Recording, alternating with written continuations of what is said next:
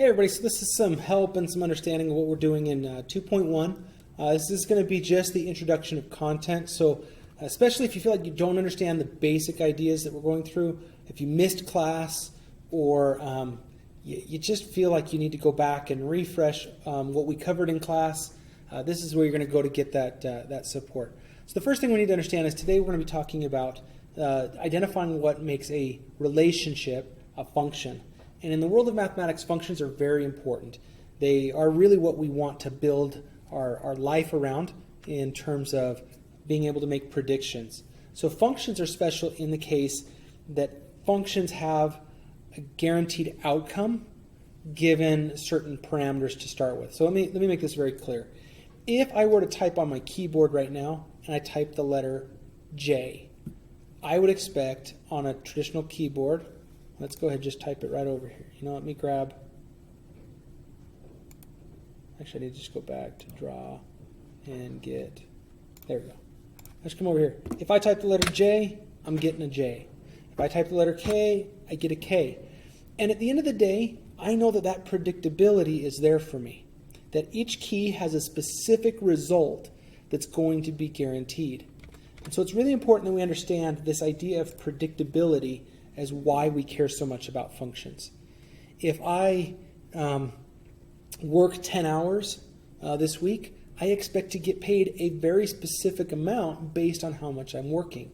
It shouldn't be something that's unpredictable and that has no guarantees. We want to be able to guarantee and calculate how that's done. But that's not just for mathematics. That's true for, again, for typing or for color coding things. We want to have a very specific system. And a function is a system. Now, typically we're going to think of them as equations, but they are equations that have specific characteristics.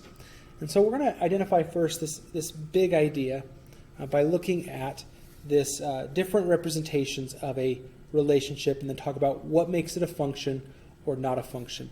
There are a few things we need to kind of classify in here. We're going to need to classify a few names of things. So we have what are called inputs, okay? An input is like a key on the keyboard, or in terms of an equation, when you think about y equals 2x plus 3, typically we would pick a number to put in for x. So our input is like our value that we put in for x. And if I put a number in for x, the equation, I follow the parameters of the equation, it should spit out or produce an output. And so we want to compare our inputs to our outputs, okay? Now if I put in a number for x, we would expect the equation to output a number for y. So oftentimes when we talk about input, what we're really talking about is x values. And when we talk about output, we're really talking about y values. Now when we group all of these input options together, or we group all of the outputs we've gotten together, we put them into a group, we give them a special name. When we group all of our input values, or x values that are usable and possible, we have what is called the domain of the function. Think about where the function lives. Give me all of the things that we can use to create values from this function. The other one that we have is called, when we do our output and we put our y values together, we have what's called the range. So you're going to see these two terms, domain and range, used a lot this year as we talk about functions and their characteristics. Now there are different ways to organize information from a function. We could do it by just an equation, but typically we're going to list out information when we want to determine if something's a function, at least initially. We can do it by ordered pairs. We can list out all the ordered pairs. We could do it in an XY table, as you can see here.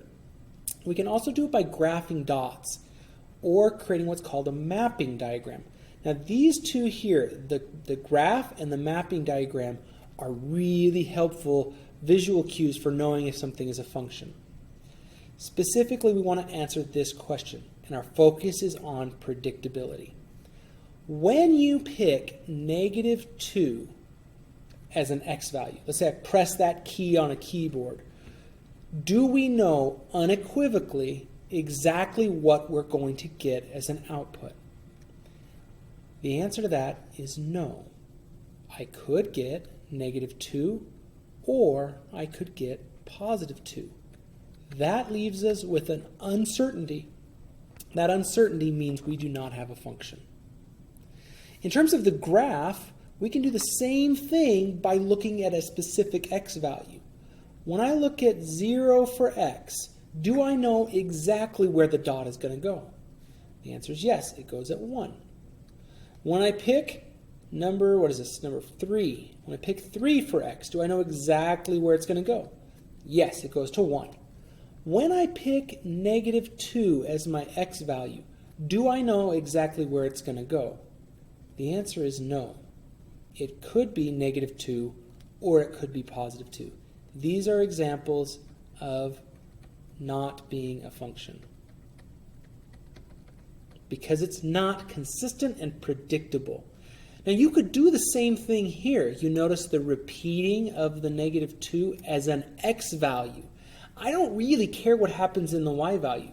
I care about the repetition in the x value. So those are ways to tell if something is a function or not a function. Hopefully this helps you understand and distinguish what you're going to be doing in your homework and the concept that we're really driving at. I will have some videos posted for how to do individual questions from the homework, but this is the basic idea that we want to get at for what is a function and how do we define it.